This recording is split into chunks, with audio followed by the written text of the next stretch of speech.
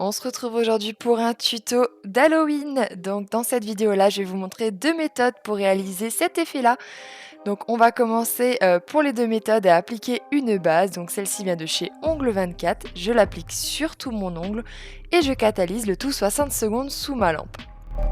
J'applique ensuite un semi-permanent de couleur grise, donc là c'est le P2146 de chez Purple. J'en applique une seule couche que je catalyse 60 secondes avant de passer à l'étape suivante.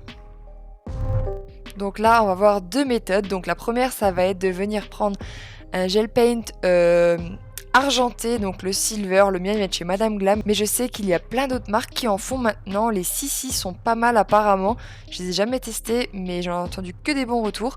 Donc je vais en appliquer sur tout mon ongle en couche pas trop épaisse parce que c'est un vernis qui a tendance un peu à avoir du mal à catalyser et du coup ça risque de faire des petits effets pâtés. J'en applique une seule couche et je catalyse 60 secondes sous ma lampe. Pour la première méthode, c'est déjà terminé et pour la seconde, je vais venir prendre un vernis semi-permanent transparent de finition, donc sans résidu collant. Je l'applique sur tout mon ongle et je ne catalyse que 30 secondes. Il va falloir garder cet effet un petit peu collant du vernis. Et après, on va pouvoir appliquer une poudre chrome. Donc celle-là vient de chez Ongle 24. On l'applique comme au choix, avec le doigt ou avec un petit pinceau. C'est comme vous voulez. C'est selon vos préférences. J'appuie bien sur l'ongle. Je fais bien adhérer le pigment. Et ensuite, avec un gros pinceau, je viens dépoussiérer tout mon ongle. Il faut vraiment pas qu'il reste de petits résidus de poudre.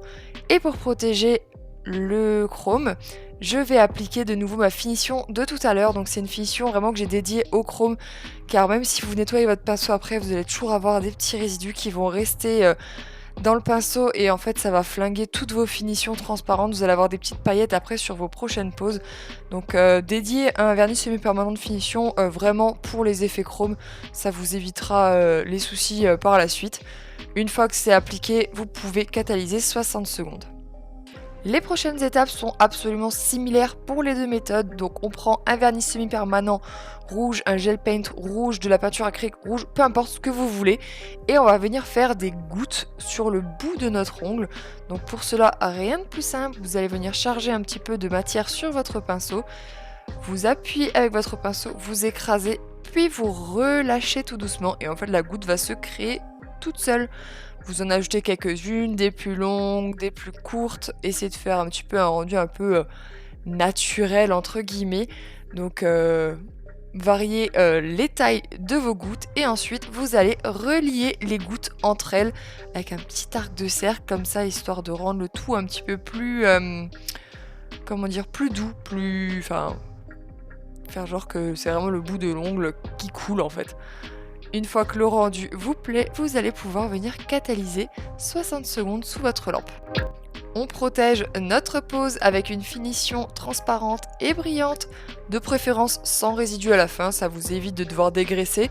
Donc la mienne elle n'a pas de résidu, je l'applique absolument partout et je catalyse une dernière fois 60 secondes. Là vous pouvez voir un petit peu la différence des deux méthodes. Moi personnellement, je trouve que ça se ressemble quand même pas mal et pour la différence entre les deux, je préfère ne pas m'embêter et utiliser un gel paint. Ça m'évite d'avoir de la poudre chrome absolument partout, d'avoir les étapes en plus avec la finition transparente qu'il faut appliquer avant et après, etc. Je trouve ça beaucoup plus pratique et beaucoup plus rapide avec le chrome en gel paint. N'hésitez pas à me dire vous quelle méthode vous préférez dans les commentaires et sinon moi je vous dis à très vite sur YouTube pour une prochaine vidéo. Ciao ciao.